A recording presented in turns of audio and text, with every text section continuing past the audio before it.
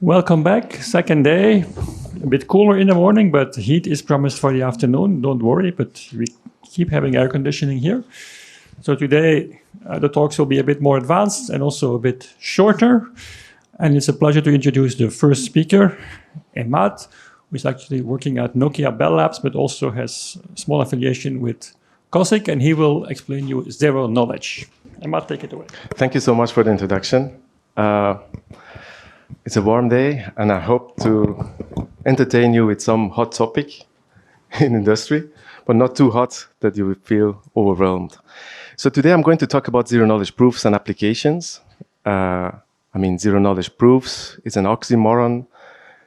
It's about zero-knowledge proof, but it's also about showing that you know something. So it's a bit unfortunate name, but it's very interesting. So how many of you have heard about zero-knowledge proofs? Just raise your hand. Snarks, about the snarks.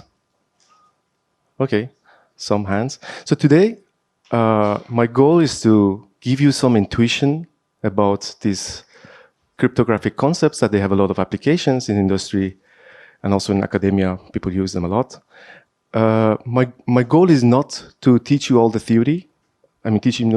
I'm not planning to teaching you any theory, in fact, just some intuitions. Because for this topic, we need actually maybe a COSIC course for a month. Then still, I'm not sure we can cover everything. So the goal is to give you some intuition and then show you how people use them. And in the end, I'm going to show you one very classic construction to see how these things are actually created. Snarks. In the beginning, I'll show you zero-knowledge proofs. So I start with this very classic example. So can you spot the cat in this picture? It's very hard to find it. I know where it is. Oh, you found it. Okay, but you may know where it is, but you don't want to tell me where it is. So I give you a pair of scissors. You go to another room, you take this paper. You think this is a piece of paper, you go there. You crop the cat, and you come back to me with the proof, with a picture of a cat, and you say, this is the cat. I know where it is. So I see the paper, I see the quality of the paper, I see the picture of the cat, and I'm convinced you know where the cat is. But I don't know the coordinates of the cat. I don't know in which coordinate, in which location the cat is. And that's the whole point. So there is a concept called completeness. That means that if you know the coordinates, you can crop the cat. So you can convince me. I am the verifier, so I can check. But if you don't know the cat, whatever you crop, whatever you try, you cannot convince me because you cannot come with a picture of a cat. This is called soundness. A very, very, very informal way. Normally, these are very rigorous. They have rigorous definitions. Also, zero knowledge means that you could, in fact, convince me without giving me the coordinates. And I was convinced. You know the cat. And this is called zero knowledge. We could conclude the course here, so you know what is zero knowledge, and we could just go to the next talk. Yes, but unfortunately, it's not just this. It's much more a broader concept, and people take this from here and took it to really different levels and proving very interesting stuff. Not just knowing a coordinate, but also, for example, you compute a program. You have the output, but you can prove that this program computed correctly without showing me the computation trace. Like, for example, what values were in the registers, in the memory. But you can tell me this output is correct, but based on some hidden inputs, and also some public inputs, but then the execution was done correctly. So this is very advanced cases that we talk today. The first thing to understand is about interactive proofs. So there is Alice on the left and Bob on the right.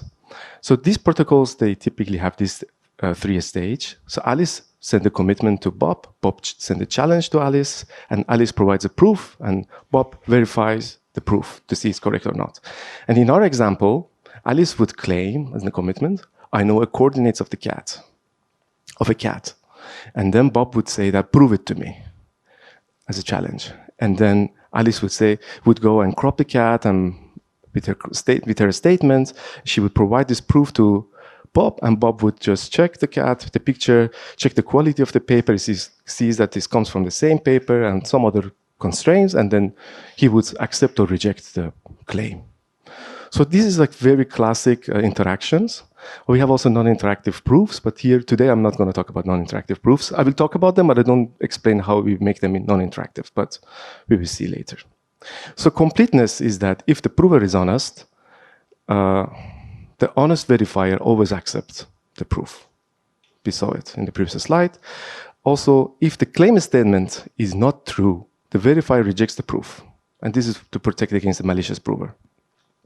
There is another notion, which we call it special soundness or knowledge soundness. That means that if prover doesn't know the secret information, which we call witness, you will hear this a lot. So that secret information, it's called witness, associated with that public statement, the verifier cannot be convinced. So this is also very simple. So this is the zero knowledge proof property that we want to have. So every zero knowledge presentation, every zero knowledge talk comes from one classic protocol known as Schnorr protocol or Sigma protocol. It's an interactive protocol. It is called Sigma because the interactions look like a Sigma. I'm not showing it in the picture, but if you look closer, you see the Sigma shape of this protocol. So it is Alice and Bob. So this is a very classic example invented by Schnorr. So Alice says that I know W, and W is a discrete log solution to this equation, and X is the statement that is public. So I don't know whether you know discrete log. So G to the W, if you have X, you cannot figure out what W is. That's a hard problem. So basically when you say, I know this is X, and I know a W that satisfies this equation, so no one can figure out what is W. So this is a statement that Alice wants to prove that she knows W. So the protocol goes as follows. So Alice samples a random number, generates a random value, R, and then commits to it, meaning that she calculates A, G to the R, so Bob doesn't know R, and she sends it to Bob. So Bob has A, X is public. So Bob wants to challenge Alice. We will see why, but he will sample another value called C, a challenge. The domain is 0 or 1. So C is either 0 or 1. And he's sending this challenge to Alice. So what Alice does, Alice computes this Z. So Alice knows R, Alice knows W, and C is given by Bob. So she creates this, she computes this, and she sends Z to Bob. And Bob has to check whether this equality holds. And if this equality holds, it means that Alice knew W, because otherwise she couldn't make this, compute Z. And why? For completeness, we show that Z is R plus CW. We know it, it's there. I'm just showing why this is correct. And also A was G to the R. You can see on the right. And then X was G to the W. And if you just do high school mathematics, you can see that this equation holds. And that means that Alice knew W. Otherwise, she couldn't create Z. So that's the proof. The proof is complete here. So she could prove it to Bob. So this is also very, very, I would say, beginner, but also quite useful primitive. We can close the course also here. You know zero knowledge, then it's over. But many protocols are based on this Schnorr protocol. So they take this and they develop more advanced solutions on top of this, and they produce complex protocols. But then this W could be, as an example, could be your age. And you want to buy alcohol, but you don't want to show your age, but you want to show that, for example, I don't know, you have certain age. Age is a bad example for this because it's a property. You want to show you have this property, but you don't want to give it away. It's like your birth date, or I don't know, more examples will come as a bad example. I'm just saying it right now. So we want to check spatial soundness. So spatial soundness was about, I'm trying to now analyze this protocol. The spatial soundness was about knowing this secret value. So cryptographers, they do a technique called extraction here. What is extraction? Forget all these protocols. If you know a secret and you don't want to tell it to me, But if you really know it, I can really extract it from you. I mean, there are different ways to extract. I can beg you, I can ask you, I can torture you, I don't know, convince you. But there is a way, maybe some advanced, some polite way, I can extract this information from you. But if you don't really know it, I cannot extract it. So one way to prove that this protocol is a special sound, so there is a way to extract this. So cryptographers use different techniques like rewinding and different methods playing with the protocol, and they try to somehow with equations extract this value W, just based on public information that we have. So in this example, you see here, you see two views of the protocol. How they are made, forget it, it's not in the scope of this talk. So there are two views of the protocol, A, C, and Z. So A is the same, C are in two different runs of protocol, because these are in the middle, they're public, so anyone can see them. So if you have these two views of the protocol, you can in fact extract W. So this is the way to do it. So what you do is that you compute this equation, because you have Z, of course, you can calculate that. A is, we have it also. And X is public statement, and C we have. You don't need to really read it, but if you follow the math, you can extract W. You can somehow solve it, and you have W. So this is, I would say, a special soundness proof that you can say that, okay, we could extract this. So this protocol is a special sound. You don't need to read it, but just wanted, for the sake of completeness, I added the whole math. Another thing is that how sound it is. By sound, it means that how hard it is for a malicious Alice to convince Bob that she really knows W. There should be a probabilistic model for this, that she can convince with certain probability, or how hard it is for her to convince. But here, if you look a bit closer, C was either 0 and 1. And if Alice didn't know W, she could say that, okay, I pick C to be 0, because C0 would, if you can see, would cancel out W. You know, she doesn't know W, and then she would get this Z, and she would send this with probability 1 over 2, like half, 50% chance she would succeed, and with 50% chance she could cheat, and Bob would be convinced the equation on the right would work. So this is not very sound protocol, because there is a way for Alice to cheat, right? A very easy way. So how to solve this? We have to increase the soundness. These are the process that in more advanced protocols we do. So one way is that instead of choosing C to be from 0 and 1, we could have a larger domain. So it would be hard for Alice to just pick 0. So the probability wouldn't be 50%. It would be much smaller probability. Then the soundness would be better. Or we could repeat this protocol a lot, so we would have many more C's. Then again, we would get more soundness. I'm explaining this to give you a good understanding or some intuition about soundness, completeness, special soundness, that you know these terms. If you see them in future, then you know what it is. But I'm not going to use them a lot in the rest of the slides. Okay, let's deviate from this. Let's move on. So I just said in the beginning of the talk that we could actually prove more complex things. In this talk, I don't want to talk only about zero knowledge. I want to talk also about verifiable computation.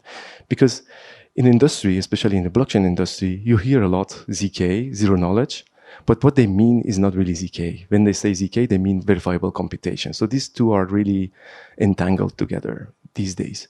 And this concept comes from snarks. In the next slide, I'm going to explain what is a snark. So what it enables you is that you can compute something with some given inputs. Some of the inputs could be private. That's your secret. You can prove that the output of this computation is correct. Like every step of the computation was done honestly and was correct. And this has a lot of applications. We are going to dive into the applications as well to see where they are used. So snarks, a snark is a succinct proof that a certain statement is true. And a statement could be your computation. So example statement is that I know M such that SHA-256 of M is 0. Is a very big claim. No, SHA of something is 0, but you say that you claim that I know M. And SHA, if you see a function of SHA, if you open any source code, is a complex function. So it means that you computed this correctly, and you know M that is equal. If you hash it, it's equal to 0. You could say that, but this is very easy computation. I would compute this. A verifier doesn't need to have this complex machinery. It could just recompute the hash. But what if the message is 1 gigabyte and you don't want to send this over the network? You don't want to send the message, and the message is your secret, is your witness. You don't want to verifier to know the message. You don't want to know the coordinates of the cat, to check in the map where the cat is. You just want to find a way that in a very short, like succinct, and fast way to verify it, sometimes constant time or logarithmic. So this is where the snarks shine. So I'm going to give you some examples. Yeah, ZK snarks, if you hear, it's about, like, it reveals nothing about M. So we know this already. So snark is about correctness of computation and also succinctness and whatnot. And ZK is about the zero knowledge property of this computation. Like your computation, your statement has some input that are private. The first application, which is very popular, is ZK rollups in the context of blockchain. I have a lot of examples outside of the context of blockchain. I'm not a blockchain researcher myself, but these are very popular, so I talk about them. So people use ZK rollups and zero knowledge proofs for as a scalability solution for blockchains. So blockchains are a chain of blocks, as the name says. So if you do new transactions, if people do new transactions, these transactions has to be validated and checked by a group of validators, and they run consensus protocols and a lot of complex distributed systems protocol. So new transactions go to them, they check them, and then they accept that there should be a block. So there are many of them. These protocols are complex. Checking all these transactions, they have to check a lot of hashes, signatures, and these are complex. And each of them they have to do. It's very expensive. That's why blockchain is slow. So with ZK rollups, they come up with a scalability solution to speed this up. So what they do is this. One node, one of the validators or someone, would take the new transactions. It uses a snarks, because the snarks could prove that the computation is correct, right? When you compute something. Checks the transactions, hundreds of thousands of transactions, checks them that they are correct, what any validator would do normally. But next to this result, that this is true or not, is correct or not, it attach a proof, a zero knowledge proof that my computation was honest. So everyone can check using that proof that the transaction, this checking of the transactions was done correctly. So basically the validators, they don't need to go through all the transactions and check them. What they do is that they just verify the proof. And verification of the proof was supposed to be fast. One of the properties of a snark could take 1 millisecond or 2 milliseconds or larger, depending on the scheme we use. So there are many companies right now working on this, and they speed up blockchains incredibly. Another use case of zero knowledge proofs in blockchain is the private transactions. Because today, if you use, I don't know, Ethereum or Bitcoin, what you're transacting, the amount of money you have in the smart contracts is on the amount of money you have and the transaction cost, the transaction financial information, or in the smart contract publicly. So it's for public, anyone can see that. But then this is not really great for many reasons. There are some projects that they use zero knowledge proofs, then they encrypt the amount and they provide the proof, for example, that there is certain money within these smart contracts, and they can provide privacy. But these protocols are way more complex than what I said, but there's an application there. And also the second application that is very popular in blockchain is proof of compliance. For example, so ZK proved that a private transaction is compliant with banking laws. It's compliant, I wrote compliant, it's a typo. Also another example would be there are exchanges, and sometimes they go bankrupt because they're not solvent. They don't have enough assets to serve the customers. So they can they have enough assets, provide a proof that they have enough assets, enough means, enough money, that they are solvent, but they don't want to show and tell how much assets they have. That's a private information. For business reasons, they don't want to show it to the public. But they can provide ZK proof, zero knowledge proofs of solvency, that they have enough, for example, enough assets larger than a certain threshold. There are these companies like Espresso and Raposa doing these projects. So I thought like I can give you an example what we're doing at Nokia, how we're using zero-knowledge proofs with one of the application cases that I'm allowed to share, which is about confidential and verifiable telemetry data using zero-knowledge proofs. So Nokia on the right is a hardware vendor. We have a lot of routers and data center equipments, and these equipments, they produce logs, system states, operational data, configuration parameters, lots of data they produce. So customers, they have this in their data centers. Like think of a customer, for example, Proximus, Telenet, or I don't know, AT&T, big companies. And these logs, Nokia needs them to do troubleshooting, to do predictive maintenance, to see which device is going to fail, and things like that. So future product improvements.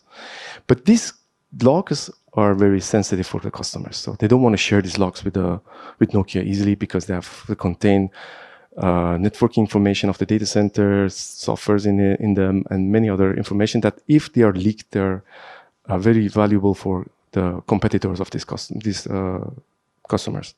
And also they have the policies that they have to be compliant against those policies. For example, they have to remove all the IP addresses, MAC addresses, if they want to share it with Nokia. So what they do is that they have these services that before sending these logs to Nokia, they're going to remove all those information from the logs. But Nokia gets these logs, but they don't know about the quality of the logs and the provenance, whether these logs are authentic. They come from actual device. So we don't know whether these logs are really authentic. So we need certain guarantee that these logs are not tampered with, because if there's a problem with the device, they can charge Nokia, they can sue Nokia, they can do a lot of things.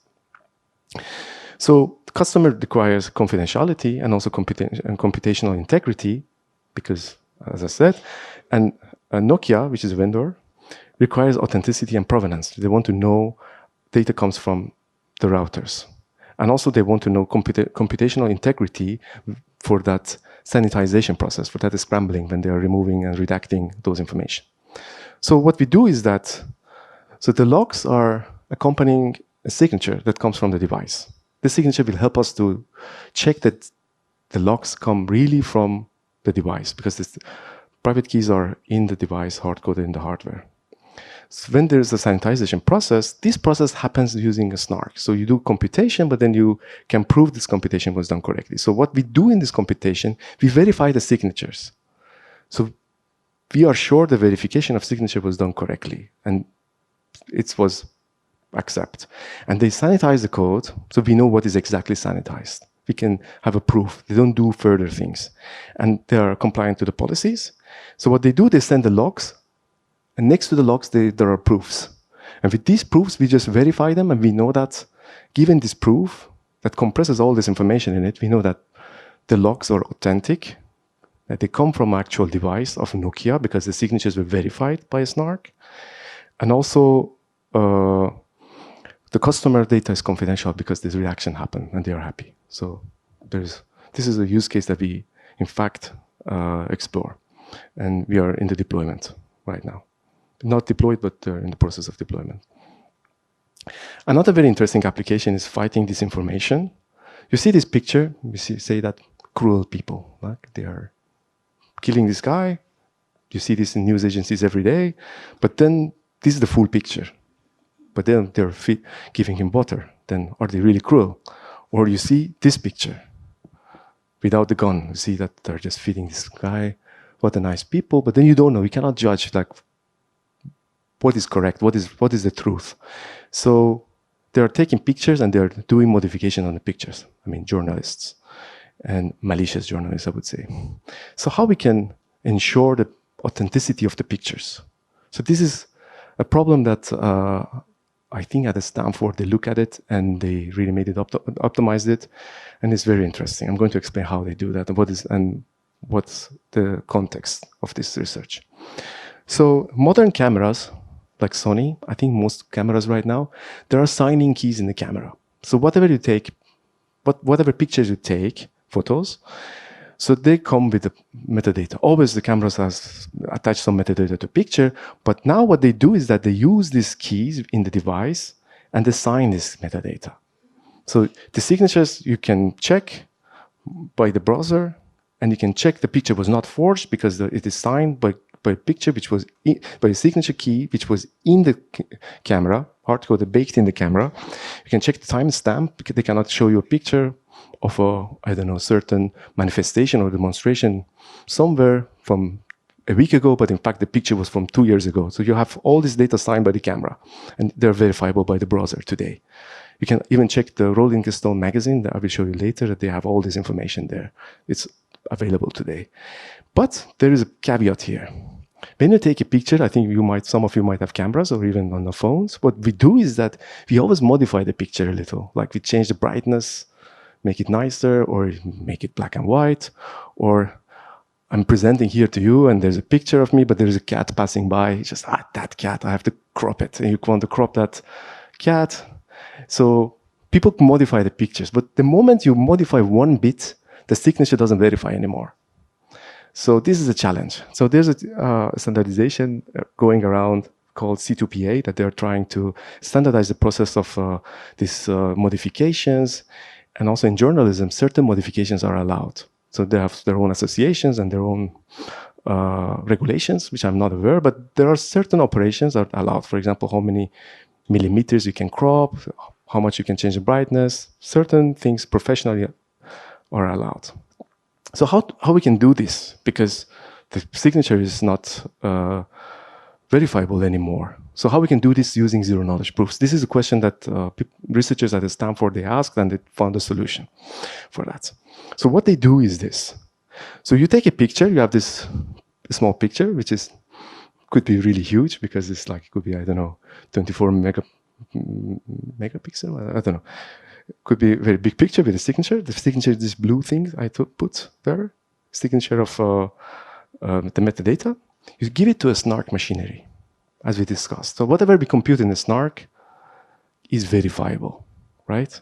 Also, this picture could be, we use ZK, because we can say that the original picture, they don't want to leak it. So they want to do computation, and output, which is this, is the final computation. They don't want to see the original picture, just the output is public. So this is the ZK part. So what they do in this snark machinery, what they do is this. First, they verify the signature, like what we did in Nokia case. So if the verification is correct, because whatever you compute here is verifiable, so that means that verification passed correctly. And then you apply the modification based on the operation. OP is operation that is allowed. You modify the picture. You have the new picture, which is green. For example, you change the brightness or crop something. Then you verify that this operation was among the allowed operation. You verify that. And then you check that the metadata is not changed. It's the same metadata of the picture. And then you output. So whatever happened here is verifiable thanks to that zero-knowledge proof, which is next to the final output. So if you give it to the browser, if you verify that proof, it tells you, implicitly tells you, it doesn't tell you exactly, is that it comes from an original picture which was taken by a real camera. It was not generated, for example, by AI. So the picture, this is a very big claim, but there are ways to circumvent that, but okay, that's not the topic of this talk. But the proof verifies that the picture comes from original picture was not forged, allowed modification happened there, and all the metadata like timestamp, location were the same as the original picture, so they were not modified. So, and the verification, normally if you want to check all these things would take time, hours, but the verification would take 20 milliseconds, 10 milliseconds. You can easily, if you load website of BBC or Rolling Stone magazine, which I'm showing you right now, you see these proofs and they can be verified you don't even notice them, but they are verified. They're so fast. That's thanks to the succinctness of proofs and the speed of the verification. Yeah. Yeah.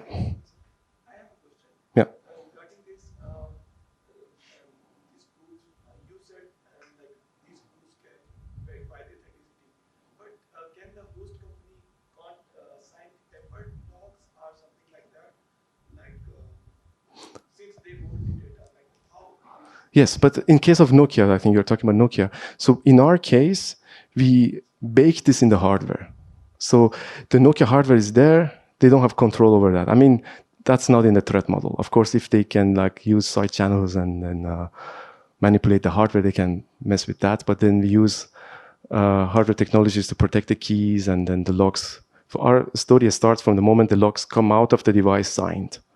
Yeah, those are not in the threat model, but that's a very valid concern. But it's not my expertise, but there are other, I think, talks in this week that they show how we can protect those things as well from hardware attacks. Yeah. Also the same with the camera. If you can somehow extract the key from the camera, then you can, the sky is yours, so you can do whatever you like. Just generate pictures with ChatGPT and then sign them. Yes.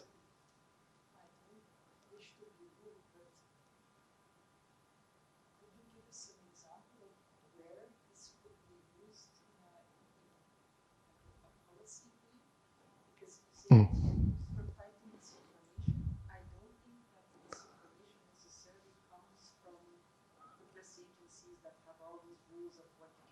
Yeah. Yeah.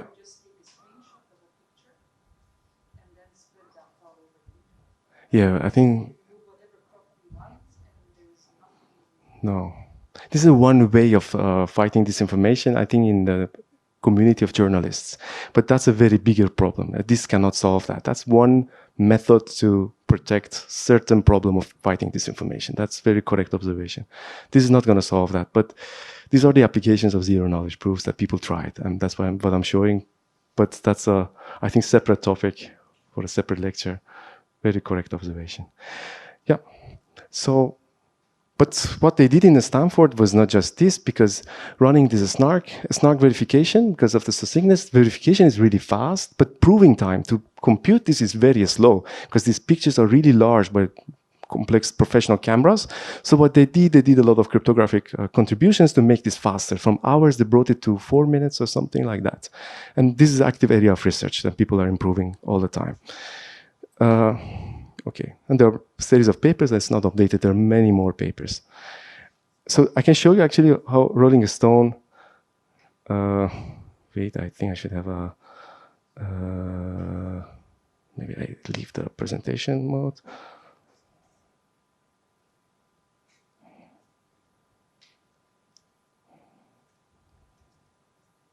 I don't have access to internet, forget it. I will send it around after the talk. Yeah.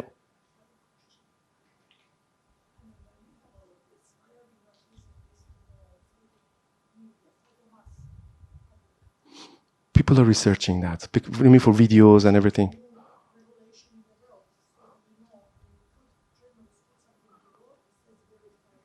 Yes. Actually, the link that I wanted to show you is showing that there's a pilot that Rolling Stone magazine has done with the war in somewhere in Balkan. Let me connect. That's worth not showing that. These are very, very, very new technologies, and they are very complex. I think part of the research is cryptography and computer science. The other part is legal aspects. That these, until the legal experts digest this information, it takes time, and there is the research going on. Yes, the research there. Yes, yes, but still we are in the scope.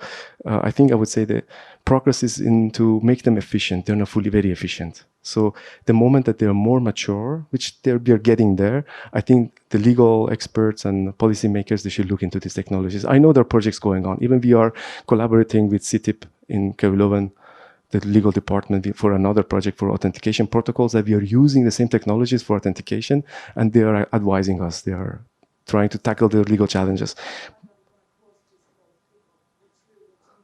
Yes, yes, very correct. Let me see, I'm connected. Just let me double check.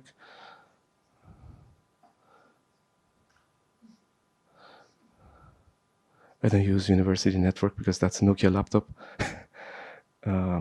Waiting to connect to my phone, I'm connected.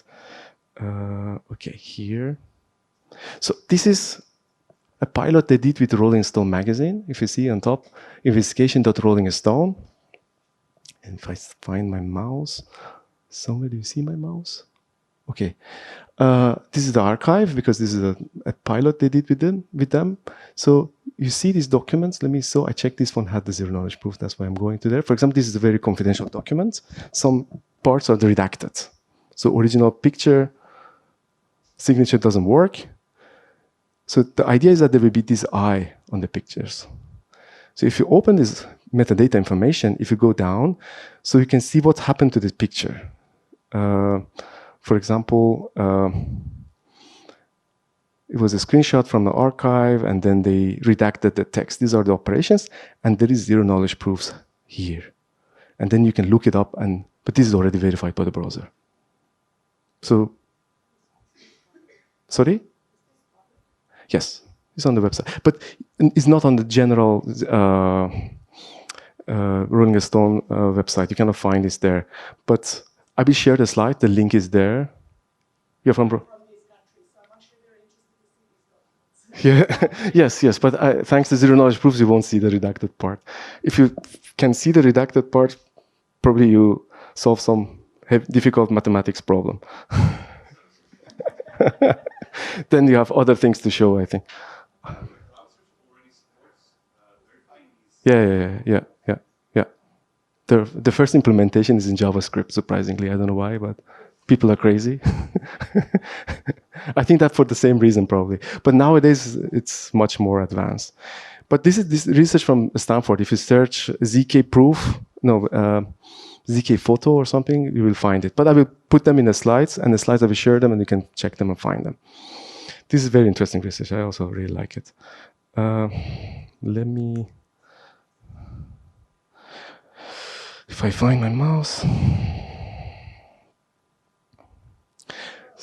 Yeah. Ah, you want to take a picture? Okay. You see it? Okay. In case that I break my promise.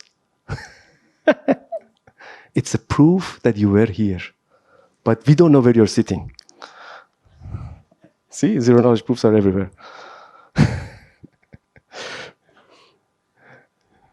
Okay. So now, the more technical part of the talk. So if you're from legal background, probably you won't enjoy it. This is more about mathematics, how these things are actually done. And I give you one example of one of the very basic protocols. You see how basic it is. But yeah, okay. So in general, there are in pre-processing argument systems, which is one type of zero knowledge proofs, snarks. So we have three phases. One is setup phase, one is which I show with S, and the other one is proving, which you prove a statement, a computation, whatnot, and the verification. The setup phase takes a circuit. Circuit is the function you are going to compute, like checking all those things that you had in the picture. And then it produces a verifying key and a proving key. SP for proving and SV for verifying. This is public information. So, I mean, the proving key is someone who's providing a proof, who's going to compute the camera, the journalist will take this, use this. And then what you give to the prover, the proving time, you give the proving key, you give the public statement, could be something, that the big picture of a cat, people. And witness is what's the secret you know, the original picture, the secret, what you know we don't want to share, but we want to prove that a certain statement is correct. We're giving this W, this witness. And the verification, for verification, as you can see in the picture also, what you need is just the proof itself, of course, the verification key, and the statement, the public statement, the public information. Public statement is too fancy, but public information you have. And then you either accept it or reject it. So SNARK, as I talked, stands for succinct, non-interactive argument of knowledge. Too much words. Forget what it is. It means that this thing is short and this is fast. And some asymptotics for computer scientists and mathematicians in the room, it means that so the proof size is logarithmic in the size of the circuit, and also the verification time is logarithmic in the size of a circuit or size of your statement, because the system has to read the statement, you know, your computer, so to the size of that. Okay, doesn't matter. It's short and fast. That means distinctness. So I want to show you by learning by doing it. I want to show you a very simple function, a computation. Normally today there are compilers for this. How we use this, compile it, encode it to some representations, and then how we create these proofs, how we verify them. So the process is this, as I said. There's a computation, convert this to algebraic circuit, then you encode this to some, if you are familiar with compilers, some intermediate representation, which we call it R1CS, is a rank 1 constraint system. There are many options for R1CS today. R1CS was one of the oldest ones. There are other alternatives like AIR, R1CS, NOAA, Plonkish, and much more. And then you convert this to CAP, is one way of way to process this. I picked this for this talk because it's one of the easiest ones. So we have this equation, which we create a function. You just want to say we know an x, which is 3. We know the value of x that satisfies this equation. We just want to prove that. So I wrote a Python function for that. First, look at the left side. Let me have I don't show my hand like that. I can have a highlighter. No, highlighter. Laser pointer. Okay. So you see this very simple function. We just want to say that we know an x is 3, and we want to compute this function.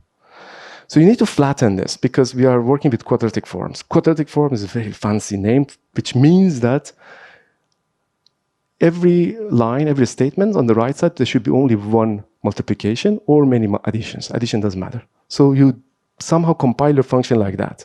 There are compilers for this. You don't need to do it today. We used to write it like that, but anyway. So we just rewrite that. So x, you would use extra variables, and then you multiply it again by x. Then you have x power of 3, then plus x plus 5. Easy, right? Easy peasy. You could have seen this also. Cryptographers are crazy. They have to look at everything as a circuit or polynomial. But then this could be a circuit with gates. So each operation would be either multiplication or addition. You see 2x in the bottom, multiply, you get var 1, you multiply again by x, you get var 2, then add it with x, you get var 3, and then you add it by 5, a constant, and you have an output. So this is this circuit. So we see we have 4 gates, 5 variables. I include the out variable as well, and 1 constant with the value of 5. So some observation, nothing magical here. So we said that we're going to, on top you see, we say that we're going to encode this to R1CS. R1CS is encoding, it's the intermediate representation of that. Zero knowledge jargons. So it contains 3 matrices, A, B, C. So think of a gate, which we have in our type of gates. We have only 2 inputs, left and right, and 1 output. You put left value in matrix A, the right value in matrix B, and the output in matrix C. And then you have this equation. This equation should hold. You will see what it is. Don't panic. So we have S. What is S, which you see in the equation? S is all the wire values if you compute. So you know x, you're computing this function. So when you put x in the circuit, suddenly if it's 3, var 1 becomes 9, and then you have all the values. So S is a vector of all these values. So it's your computation trace. It's your all the values. Conventionally, you put 1 here for the constant, and then you have x, you have the output variable. So they will all get a value when you compute this. So let's encode this. It's very super simple. I said, for every row is for 1 gate. So first row would be, they're selectors, in fact. We say that we have x on the left, as I said, for the first gate, gate 1. For the second, how much time I have? Okay, I have enough time. So then we have 1 for on the right side. We have x, x. We select only 1, the other 0. And then the output is var 1. Var 1 is 1. So we select them. The rest are 0.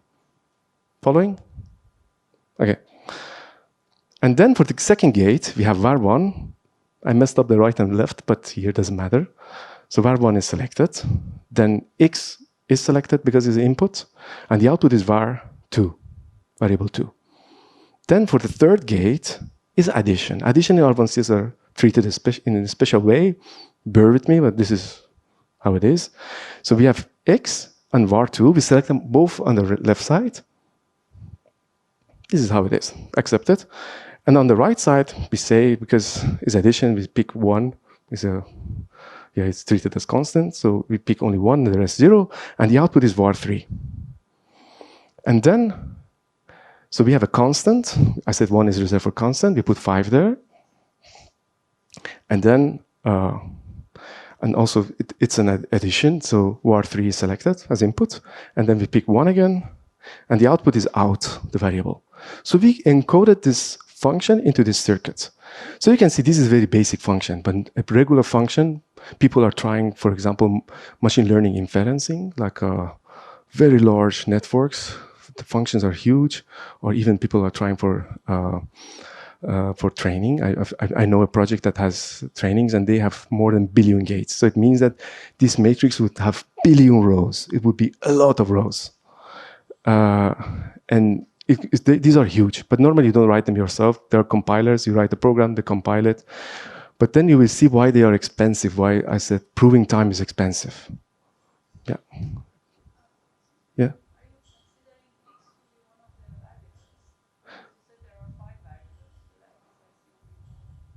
Yeah, but 1x is enough, because is one variable. Yeah. Okay? So we did this. Now, I want to show you why this statement holds. This statement there, because A matrix multiply S with a Hadamard product. Hadamard product is a fancy way of saying that this slot-wise multiplication. This equation holds. I will show you in the next slide. And also, S is an instance of execution. If you set x as 3 and you compute, this is your computation trace. This is your extended witness, they call it. X was your witness, but this is, so you want to hide this. This is very important, because if you have a very important software that you load, I don't know, secrets in the memory or whatnot, then you don't want to share this with anyone. So that, in fact, S is your witness here.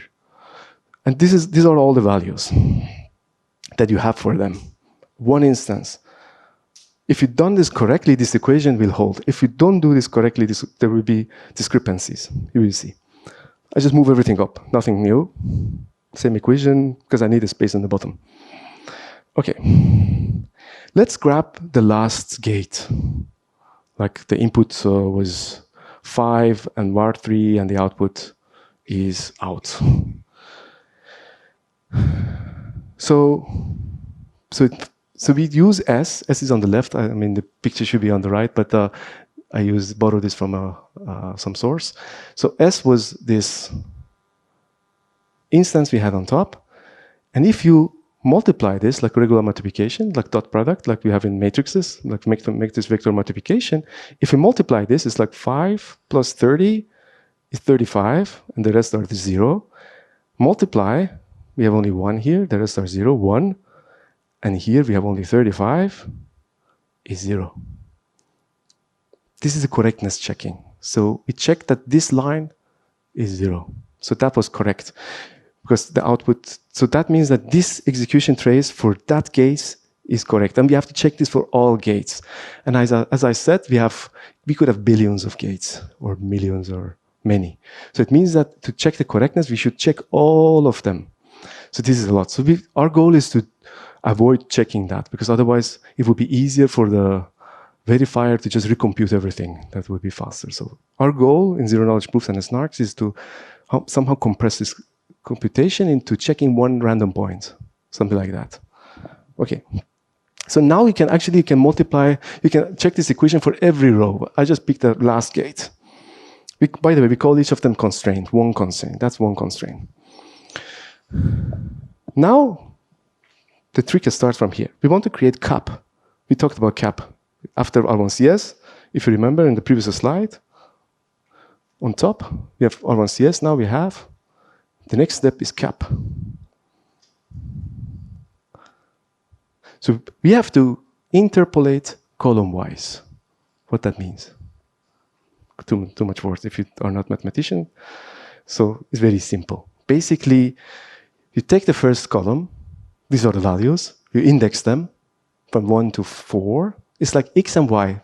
So there was a polynomial that if you evaluate 1, will give you 0. 2 will give you 0. So there are techniques that can interpolate this, and you have a polynomial.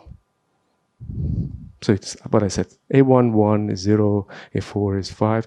So you do this for every column. So every column you will have a polynomial instead of having all these values.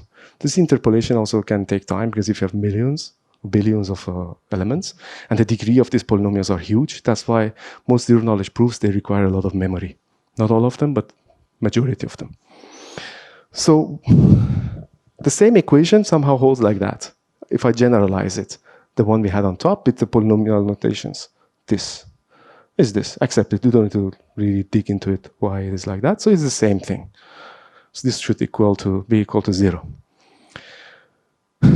So if you evaluate this larger polynomial with 1, the output is 0, if it's correct, of course. Like what we computed for 1 row. For 2 is 0, for 3 is 0, for 4 is 0, like what we had. This is a fact, if it's correct. So we have this p, 1, 2, 3, 0, but do you agree that this polynomial would be equal to this? Because for 1, this polynomial is 0, for 2 is 0, 3 is 0, and for 4 is 0, if x is 2 or 4. We call this vanishing polynomial. I know it's a little bit wacky here. Okay. So another observation is that p on top, if this is computed correctly, p is divisible by tx, because for these values are 0. This is an observation. It's a little, if you're new to this, it's a bit hard to see it, but it's divisible. You can divide it. So in fact, it means that p, if you divide it by t, you get h, whatever it is, and the remainder is 0, if it is done correctly. If the execution is not correct, you will have remainders there. So you could write it like that. P is equal to h and t. So we have enough material here. I'm going to even make it more complex in the next slide for those that are interested. So as I said, we have 3 phases in pre-processing arguments. We have setup, proof, and verify. In the setup phase, we calculate the caps, all the polynomials. Nothing new here. We have t. We have it here. And then what we do, this is setup phase before doing anything. So someone run this setup somewhere for us and we can grab this information. We want to generate the proving key and verification key. This EK, I meant proving key, and VK, I wanted to use the same notation as the source. So we generate a random value because, as I said, instead of checking all the rows, we want to check in one random number instead. That's how succinctness comes, how fast the speed will come. There are a lot of theories behind all of these things, a lot of theorems, but I don't want to talk about theory in this talk. If you're interested, you can come and talk, but there are also a lot of lectures online. So the evaluation key is this. We evaluate R with each of these polynomials, each of them, we evaluate them, and we calculate them, this log of the g to the each of them, each of these values, and also g to the R power of 1, gr to 6. You will see why we need to do this. So this, we call it proving key. We need this to generate a proof for a computation. And verification key is just g power of t evaluated at R, that t we had. So this is public, we give it to people. And people can use the proving key to generate computations, proof for computations, and verification key for verifying. But what is interesting is that all your computation was captured by the R1CS and now are in these polynomials.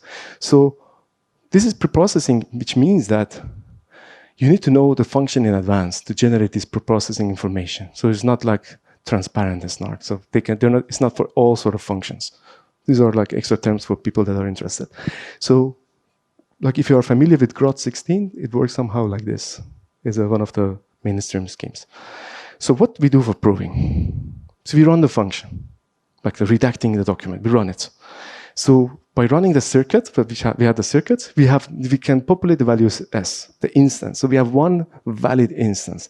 We want to prove to verifier that this instance is valid. In fact, in that R1CS matrices, that holds at a random point, not for everything. Because if it works at random points, it works for everything else. By the way, this R, when we create in the setup time, we have to throw away the R. There are a lot of problems with that. Many people try to solve this, but because that R is critical, because R should be known to anyone. If you throw away the R, but here, thanks to this git log, we are protecting the R. No one knows the R. I forgot to tell, that's why I moved back. Okay, here, We do this computation. The G in the middle of the parentheses, the G power of AIR, we have it in the proving key. We just calculate the power of them with the S, the wire values. We don't need to know why, but it gives you this value. We have to do this. So basically what we want to do is that the S will come inside. I want to form this. Each of them are forming this S, AI, but in the exponent. G power of that. Do you see that? This will come and we are forming that, but multiplying them, they will be added together. For each of them, this is for B, this is for C, yeah. And then we calculate, we have P, because we can create P, because these are public information, and we have S, we can calculate P, as I show in the next slide. We have T, we divide them, we get a polynomial H. This is the way I write it, polynomial H. I mean, H's are coefficients of each. This is the last slide I'm talking about, this type of things. It will finish, and then the presentation is over. I divided this is for interested people. And then we need to also know evaluation of function H at point R, but we don't know the R. That's why we had this. We had this. So there, we compute this. We take this from the proving key to the power of each of the coefficients, but this H will come next to the R, and R's are different powers, so it's like the polynomial was evaluated at point R. We have G, but in exponent. We have G power of H. That's your proof. 4 group elements. The computation could be 10 billion gates, but always the proof is 4 group elements. That's the succinctness we have here. Forget whatever I wrote there. I mean, if you are not following, but the point is that proof is 4 group elements, regardless of the size of your circuit. So the picture could be 10 megapixel, but then the proof of modification would be just this. Yeah. And the verification is very basic. You just give it to the prover. The prover has the verification key, which was the T evaluated at R. And he has to just make sure this equation holds. And it uses something called bilinear pairing, which is a different bag of worms. I don't want to open it here, but it's like with 3 pairings. Pairings are like in 20 milliseconds, you can compute them.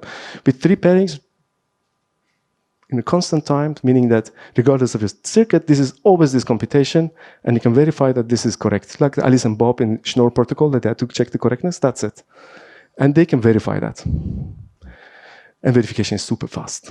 So they verify this. So verification is always very fast, and the proof is always very short. All this process, you don't need to know them if you are a practitioner. There are compilers today. If you search zero-knowledge compilers, there are tools, compilers. There's 2 compilers like called NOAA, Cairo, CIRCOM. There are a lot. I said this in the talk will be recorded. You can check them later. If you find one of them, you can find the rest. Ask ChatGPT what are the ZK snark compilers. It tells you forever. Okay, I think I will maybe stop the talk here, but there are a few slides more because I'm at top of the time. So maybe I will show you this one because it's valuable. Then I stop. It's like 1 slider. So people thought like this was a function that you encoded to R1CS. What if we could have virtual machines? Like virtual machines that whatever the compute, the output will come with the proof, whatever you compute. So this is a very big topic, and there are existing virtual machines like RISC-0, SP1, OpenVM, Nexus VM, and they're quite fast for certain computations. So they take a step back. They did different things. They said that the program that we had, like a reduction, like that equation, let's assume this is input to the system.